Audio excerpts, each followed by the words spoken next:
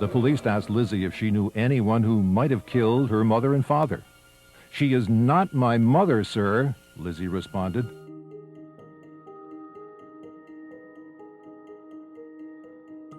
Jane Toppan. When your goal is to outkill every murderer in history, then you're not just dangerous, you're evil personified. That essentially summarizes this evil nurse. Jane Toppan, America's most prolific female serial killer, killed just to see the life drain out of her victims' eyes. Born Honora Kelly in Boston, 1854, Jane Toppan was initially known as Jolly Jane for her bright and friendly demeanor. But behind this pleasant personality was a very disturbed woman. Between 1895 and 1901, she's believed to have killed over 100 people, using her position in hospitals to experiment on patients. Dubbed the Angel of Mercy, she preyed on the vulnerable and derived some twisted thrill from watching their final moments.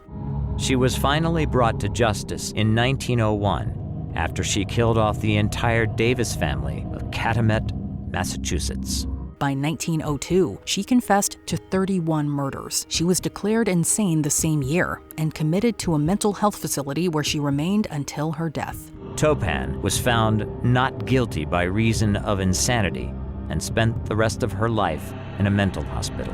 Darya Nikolaevna Saltykova. Rich, powerful, and distinctly lacking in empathy, the Saltykova heiress wasn't just a killer, she was a sadist. The noble woman was notorious for her vile treatment of her serfs, many of whom didn't live to see justice done. You see, Saltykova was highly connected with the higher-ups in the Russian court and evaded investigation until the death tally grew too big to ignore. And when we say too big, we mean she has a proven body count of around 38 and is suspiciously linked to nearly 100 more. Based on those numbers, there's no telling how much damage she could have wrought if she hadn't been caught. Klara Mauerova, also known as the cannibal mother of Kuzim, Klara Mauerova subjected her own children to the worst form of torture. A member of a religious cult, Klara and her sister Katarina were manipulated by Barbara Shkrlova. This nightmare lasted nearly a year until in 2007 when a neighbor's baby monitor picked up a signal of the abuse. Authorities stepped in, and Klara, her sister, and other cult members were imprisoned. Shockingly, Barbara, an adult woman posing as a child, appealed and later walked free. Maria Swanenburg, one of history's most prolific poisoners, Maria Swanenburg was known to her neighbors in the Netherlands as Good Mich. She had a reputation for caring for the sick, the poor, and elderly, but she was anything but good. Behind this generosity was a woman who had a penchant for poisoning with arsenic and a hunger for money. Her mother was her first victim, and her father soon followed, all for insurance payouts. Swanenburg is believed to have poisoned at least 102 people, with 27 confirmed deaths. Heartbreakingly, 16 of those were her own relatives. She was eventually caught in 1883 after attempting to poison an entire family. Sentenced to life in a correctional facility, she died behind bars. Another example of a wolf in sheep's clothing. Rana Valona I. Many know of Adolf Hitler and Joseph Stalin, names linked to tyranny and mass deaths, but few have heard of Rana Valona, the 19th century queen of Madagascar, whose reign was equally brutal. For 33 years, Rana Valona ruled with an iron fist, starting off with the executions of her rivals. Her rule was marked by slavery, isolation, ruthless purges, and a total rejection of foreign influence. Christians were tortured, enslaved, and even executed for their faith. One of her most cruel methods? The Tangana trial, a deadly poison test where survival meant innocence. It's estimated that up to 2.5 million people died under her reign, a massive chunk of Madagascar's population at that time. Despite the terror she was, Rana Valona died in her sleep.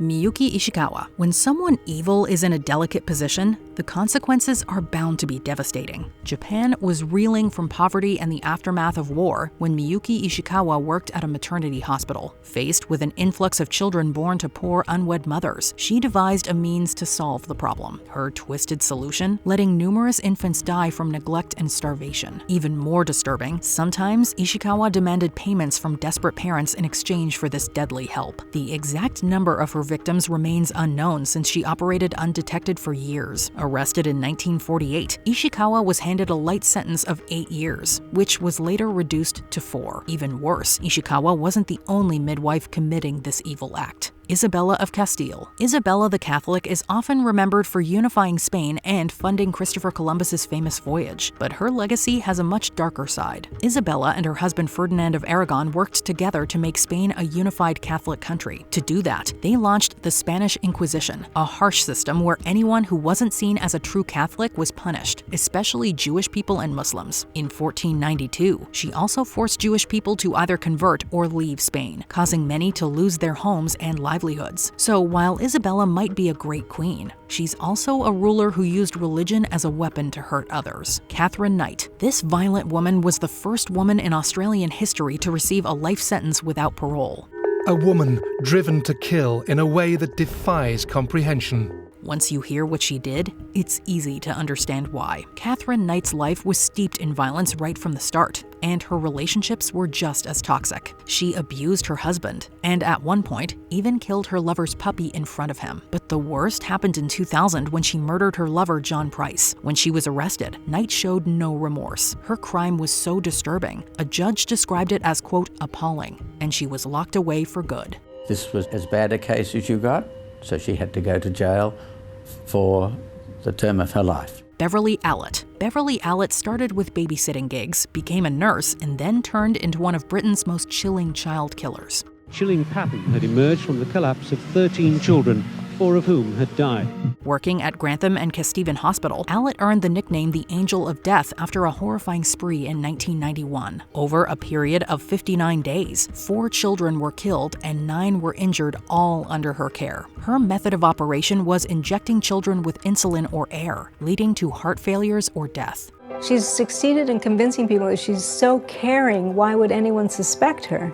One suspicious death raised flags, and Allett's horrifying pattern was uncovered. How no one noticed sooner still haunts many. Convicted in 1993 of 4 murders, 3 attempted murders, and 6 grievous bodily harms, she received 13 life sentences. She remains locked in a high-security psychiatric facility. Even after sentence, when she was seen at Brampton Hospital, not once has she ever expressed any remorse for what she's done. Eileen Wuornos. Abandoned as a child and exposed to trauma throughout her youth, Eileen Wuornos' life was tragic right from the very beginning. Without stable shelter, she lived on the margins of society, often relying on sex work to survive. Between 1989 and 1990, Wuornos killed 7 men, which she later claimed were acts of self-defense. We do know that he was shot multiple times and his victim was found in a secluded area. Some saw her as a victim of a cruel world, but prosecutors argued her actions were calculated and motivated by personal gain. In 1992, she was convicted and received death sentences. On January the 27th, 1992, Eileen Wuornos was found guilty of the murder of Richard Mallory. In 2002, she was executed by lethal injection. Her cryptic final words left a lasting impression, and her erratic behavior during her trial drew national attention. By November 1992, Wuornos had been given a total of 6 death sentences. Catherine de' Medici. Oh my God, Catherine! Serving as the Queen of France from 1547 to 1559, Catherine de' Medici had enormous political sway over her sons, the French kings Francis II, Charles IX, and Henry III. They reigned through the French Wars of Religion and faced problems with a group of Calvinist Protestants called the Huguenots. It is widely believed by historians that de' Medici attempted to have their leader, Gaspard II de Coligny, assassinated. The attempt failed, and fearing retaliation from the most powerful Huguenots, de' Medici planned to kill them all before they could take action. The result was the St. Bartholomew's Day massacre, which resulted in the deaths of between 5,000 and 30,000 Huguenots.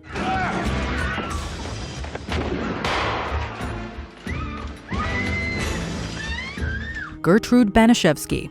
A teenager named Sylvia Likens and her sister Jenny made friends with sisters Paula and Stephanie Banishevsky. When the Likens' mother was imprisoned for shoplifting, the sisters were sent to live with the Banishevskys. Their mother, Gertrude Banishevsky, soon began a system of abuse against Sylvia Likens and forced Sylvia's sister Jenny to participate in response to the Likens' late payments for the kids' boarding and care. Yeah, Brooke, at the trial, they called this case the single worst crime perpetuated against an individual in Indiana's history. With the help of her children and some neighbors, Banaszewski tortured Likens for 3 months. On October 26, 1965, Likens' body effectively shut down from the severe mistreatment, and she died from a combination of injuries, shock, and malnourishment. Gertrude Banaszewski was given life in prison, but was paroled on December 4, 1985. She remained free until her death in 1990. And to know that you're responsible for taking someone's life is real hard to live with. Karla Homolka. One of the most infamous serial killers in Canadian history, Karla Homolka worked with her husband, Paul Bernardo, and killed 3 girls throughout the early 90s. Homolka's first victim was her own younger sister, Tammy. Just 2 days before Christmas, Tammy Homolka was drugged and assaulted by her older sister and Bernardo, and died after choking on her vomit. Finally. Check her. Make sure.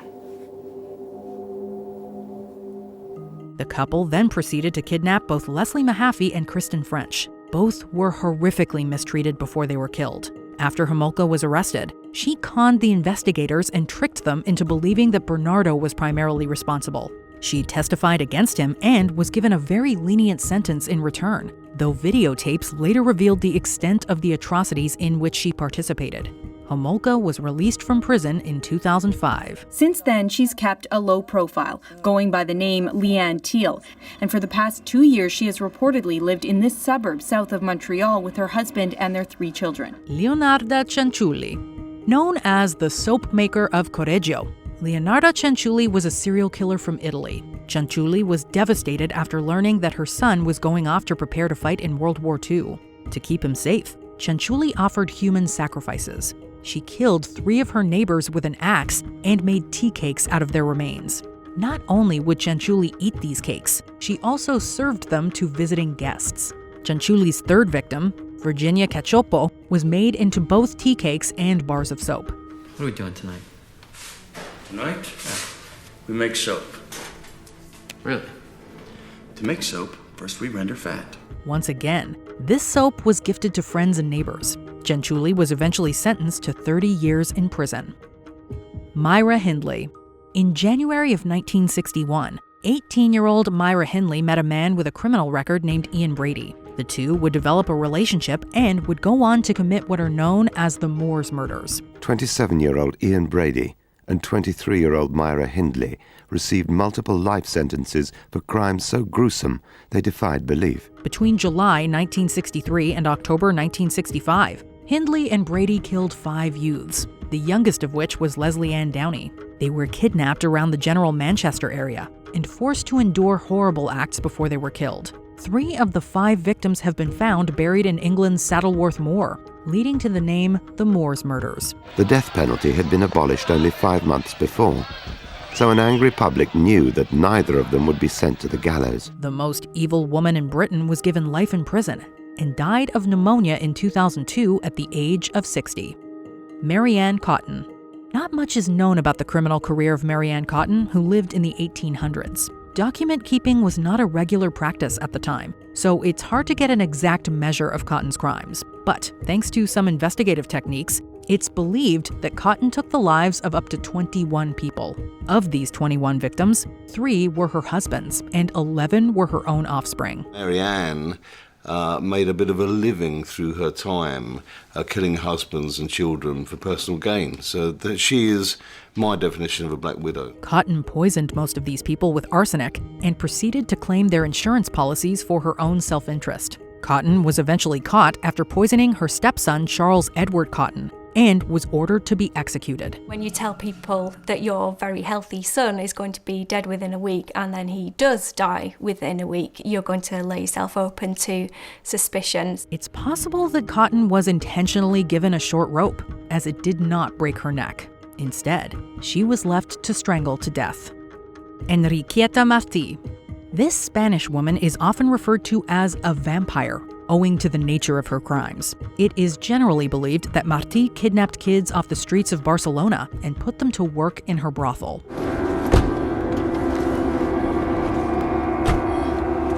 I'm going to put you right to bed when we get home. It's also believed that Marty killed minors and used their blood and remains in various elixirs.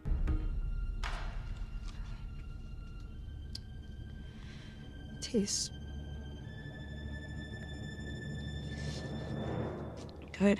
She then sold these elixirs to the rich, claiming that they treated dangerous ailments like tuberculosis. 12 victims have been linked to Marty, although it's suspected that she killed many more. However, some historians defend Marty and argue that her crimes were not as bad or as many as the traditional story suggests. Belle Gunness. There is much about Belle Gunness that we do not know. For example, the extent of her crimes. What is known is that Gunness was a serial killer who most often targeted wealthy men looking for marriage. She would lure these men to her farm in Indiana, kill them, and take their money. Christian Hilkven, Ole Budsberg, John Moe, George Barry, and Emil Tell were all potential suitors who arrived at the LaPorte, Indiana farm with thousands of dollars of cash in their pockets and were never heard from again. Many young children also died under Gunness's care, some of whom carried large insurance payouts that were cashed by Gunness. Many graves were found on her property containing human remains, and it's believed that Gunness may have killed up to 40 people. The press descended like flies upon the grisly scene, and curiosity seekers weren't far behind. An estimated 16,000 people per day visited the farm at the height of the media furor. Gunness's fate is also shrouded in mystery. While she supposedly died in a fire, it's widely believed that she faked her death and fled town with her money. Rose West. A serial killing couple from the Gloucester area of England, Rose and Fred West killed at least 9 young women together throughout the 70s and 80s. It was a huge shock to the people of Gloucester. The whole thing became a bit of a circus, really, as far as the press and the media interest. It was moving so quickly, there was so much happening, there were so many developments in terms of bodies being found. After torturing these people, the Wests would kill their victims and bury their remains in their yard and basement. As a result, their house would later become known as a house of horrors. Rose West also acted independently and killed her stepdaughter through Fred in June of 1971. West was convicted of 10 homicides in 1995, and as of 2022, remains imprisoned. She didn't appear to be upset, disturbed, angry, indignant. There was no real emotion that I can recall. Fred West took his own life shortly after being arrested. Ilse Koch. Throughout World War II and the German occupation of Europe, Ilse Koch ran various concentration camps with her husband, Karl Otto Koch. She worked at Buchenwald from 1937 to 1941 and Majdanek from 41 to 43. Koch quickly developed a reputation for being sadistic and inhumanely cruel towards her prisoners. And she relished in the fact that people were starving and dying all around her. It was alleged that Koch made artifacts out of her victims' skin, but this was never proven in court. Koch subsequently became one of the first Nazis to be tried for war crimes and was given a life sentence by the US military. The Allies took testimonies from prisoners who had lived in Buchenwald for years, and when they heard the stories of Ilse Koch, she was arrested for her crimes against humanity. She was controversially released in 1949, but was quickly arrested by West German authorities and sent back to prison. She took her own life in 1967. Mary I of England. Daughter of the famous Henry VIII. Mary I of England became known as Bloody Mary for her widespread violence aimed against Protestants. Mary I ruled England and Ireland from 1553 to 1558 and hoped to restore Roman Catholicism following the English Reformation. You will do everything in your power to uphold the Catholic faith. Do not take away from the people the consolations of the Blessed Virgin, their Holy Mother. She targeted Protestants shortly after her ascension, despite promising not to do so, and many fled the country in response. Heresy laws were eventually drafted against Protestants, and hundreds were burned at the stake. While Mary I was persistent, these executions were very unpopular throughout England and festered anti-Catholic sentiments. Elizabeth I attempted to undo the damage that was caused by Mary I following her death in 1558. I crown thee, Elizabeth, Queen of England, Ireland, and France. Amelia Dyer. Proving one of the Victorian era's most infamous criminals, Amelia Dyer could be one of the most prolific serial killers in human history. Back in Victorian England, people were paid for adopting babies in a practice known as baby farming. If you gave her £5 and the baby, she would take the baby and either have it adopted out or raise it herself. Amelia Dyer turned this into her profession and adopted numerous children. She began by keeping them for a time until they passed of natural causes, but ultimately turned to disposing of them shortly after adopting them, thereby keeping the money without having to raise them. Saying that the child would be looked after and they'd been wanting a child for a long time and it would be loved, it would be a caring home. All these things were hitting exactly the right buttons for a young mum who, was giving a child up. One of Dyer's victims was found floating in the River Thames on March 30th, 1896, leading to her arrest and eventual execution. While 6 victims have been confirmed, it's believed that Dyer may have killed up to 400 throughout her life. Wu Zetian. Between 665 and 690, Wu Zetian ruled China through her husband and sons. But she then made world history and became empress regnant in 690, making her the country's first and only official female ruler. Not only did Wu Zetian rock the boat, in some ways she overturned it. It would have been a very dangerous thing to get in the way of Wu Zetian. She remained in power from 690 until her death in 705. However, her reign was filled with violence and bloodshed. Wu Zetian killed political rivals, had opponents and dissenters silenced, and launched many wars to gain territory. She built an empire and turned China into one of the world's most powerful territories. While this aspect of her reign is generally praised, Wu Zetian has long received criticism for her merciless machinations. This is a mother killing her own son so that she can hold on to power. Griselda Blanco. Born in Cartagena, Colombia, Griselda Blanco moved to Miami in the late 1970s and worked with the Medellin cartel to import cocaine into the United States. Griselda entrepreneured the cocaine industry as we know it, from the jungle to the street corner to the nightclub to the household. My mother did that. This began a very violent period in Miami's history, as the city was soon plagued with gang and drug-related violence. Hundreds were killed each year as drugs spilled into the streets and criminals vied for power. Legend states that Blanco would order her hitmen to kill everyone in a room, not just the intended victim. She was a psychopath. She loved killing people. As a result, the lives of many innocent people were claimed during these drug wars. One of these hitmen, Jorge Ayala, is believed to have killed roughly 40 people alone. After serving time in prison, Blanco was shot and killed on September 3, 2012. Fusako Shigenobu. In 1971, Communist Fusako Shigenobu started a militant organization known as the Japanese Red Army. While living in the Middle East, Shigenobu hoped to overthrow Japanese institutions through the JRA. This organization proceeded to embark on a spree of terrorist activity, like hijacking airplanes, storming embassies, and committing the Lod Airport massacre. It was the deadliest and most serious terror attack on an airport to date. It would have a major impact on airport security around the world. In the latter attack, 26 were killed and a further 79 injured. Shigenobu was arrested in 2000 and accused of planning at least one of these terrorist attacks. The Red Army disbanded soon after. Shigenobu was sentenced to 20 years in prison and was released in May 2022. Fusako Shigenobu apologized for her involvement in the terrorist organization following her release on Saturday. Minnie Dean. Her legend haunts the province. In Southland, children are not threatened with the bogeyman, they are threatened with Minnie Dean. Capital punishment is abolished in New Zealand. As a result, Minnie Dean was the only woman in the country's history to be executed for her alleged crimes. Like Amelia Dyer, Minnie Dean was a prominent baby farmer who was paid to adopt children. Many died or went missing under Dean's care, and while she was not found responsible, some people suspected that she was killing them.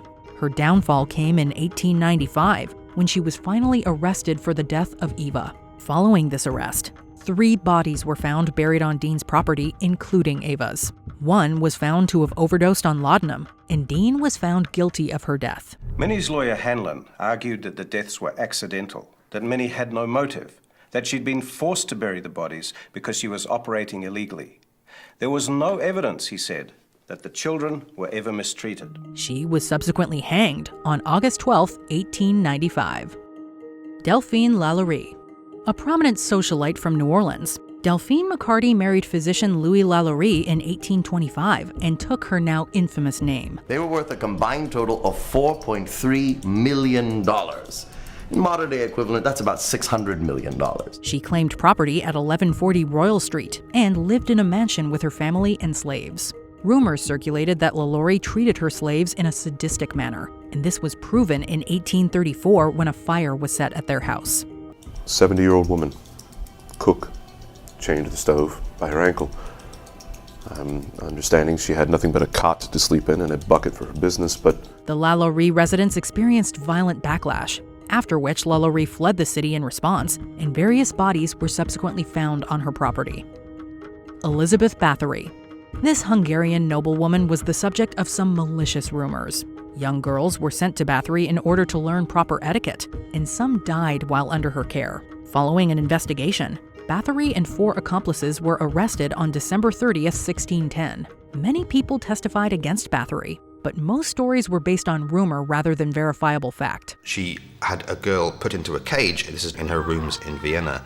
It's a steel cage with kind of spikes, so they say. It was claimed that Bathory tortured and killed more than 600 girls, but these numbers were never confirmed. She was eventually confined to her castle until her death. However, it's also important to note that Bathory may have been a victim of political machinations and therefore innocent of the crimes levied against her. The issue remains divisive and ambiguous. Bathory's crimes were deemed so shocking at the time that a decision was made by the Hungarian establishment to bury the whole sordid affair.